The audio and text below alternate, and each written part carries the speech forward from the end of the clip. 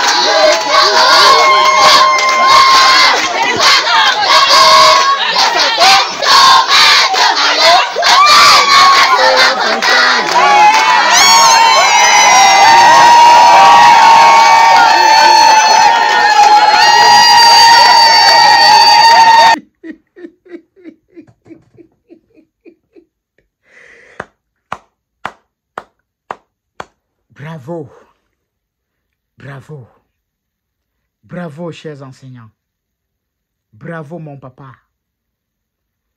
chapeau. Vraiment, mesdames, mesdemoiselles et messieurs, qui peut me dire que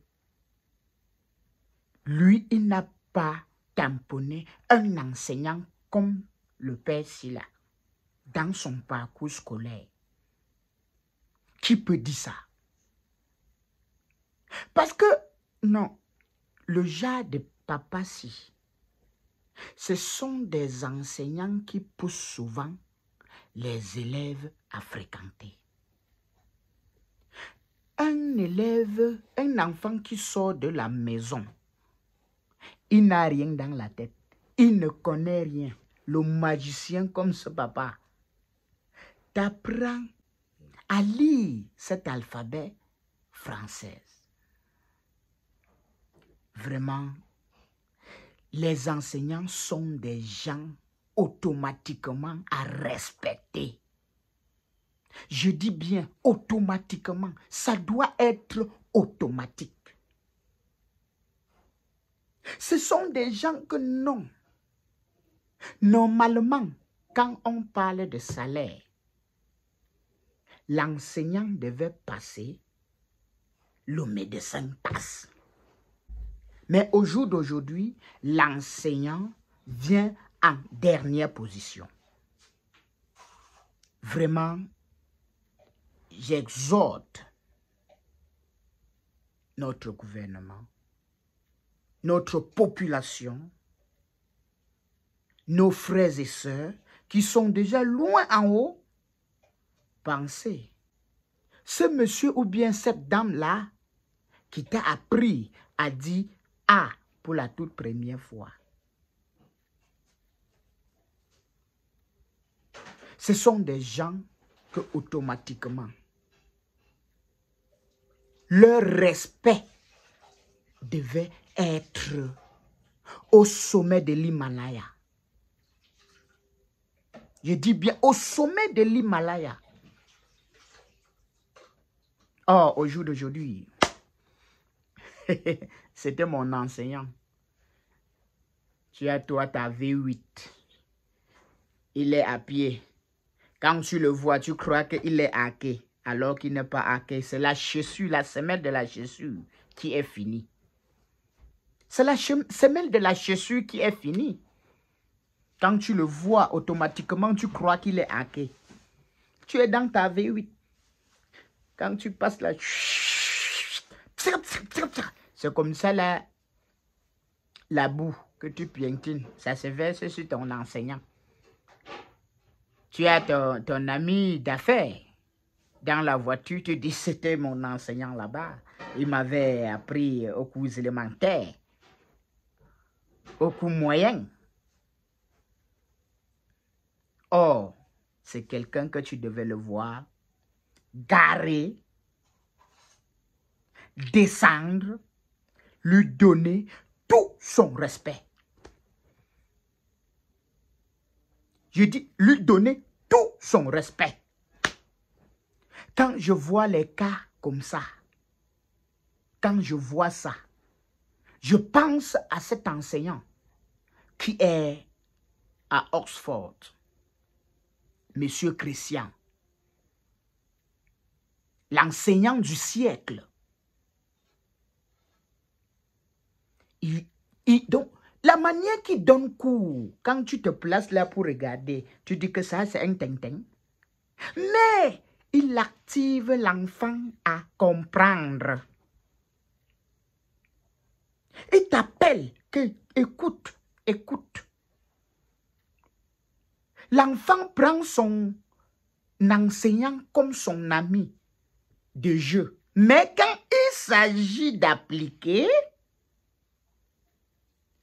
c'est là où tu vois que non, la face du jeu est partie. C'est la face de l'enseignant qui est devant toi.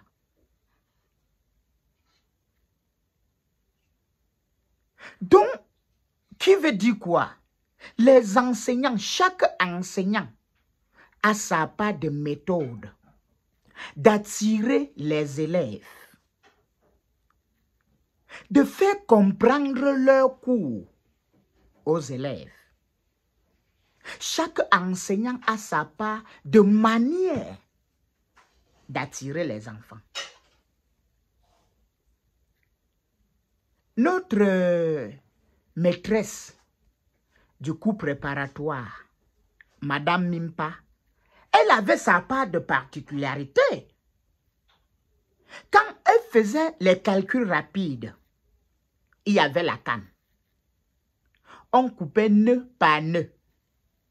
Celui qui a 10 sur 10 a 2 nœuds ou 3 nœuds. Celui qui a 7, 8, 9, c'est comme ça là qu'elle attirait les enfants à comprendre.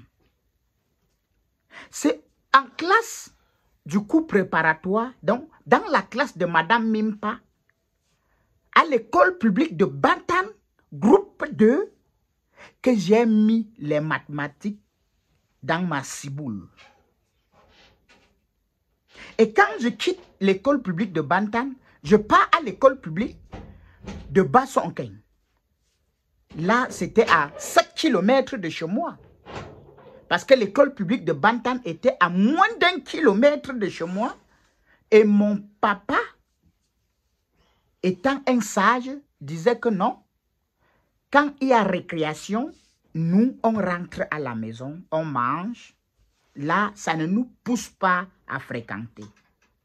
On nous a enlevés à l'école publique de Bantan pour aller nous laisser à 7 km. Là, j'ai encore tamponné un monsieur au nom de monsieur Tallier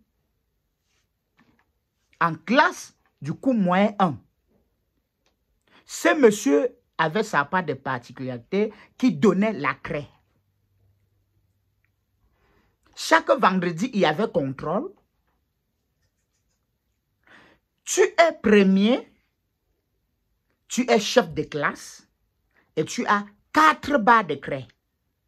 Tu es deuxième, tu es sous-chef. Tu es troisième, tu es délégué. Le premier avait 4 barres de craie. Deuxième, 3 barres de craie. Troisième, 2 barres de craie. Le surveillant de la classe était celui-là qui était 4e. Là, n'importe qui faisait tous ses efforts pour être soit premier, soit deuxième.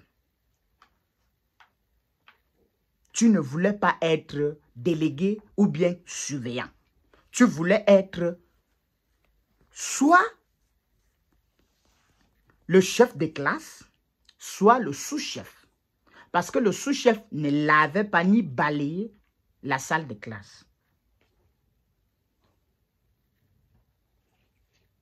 Donc, chers frères et sœurs, les enseignants sont des magiciens des enfants.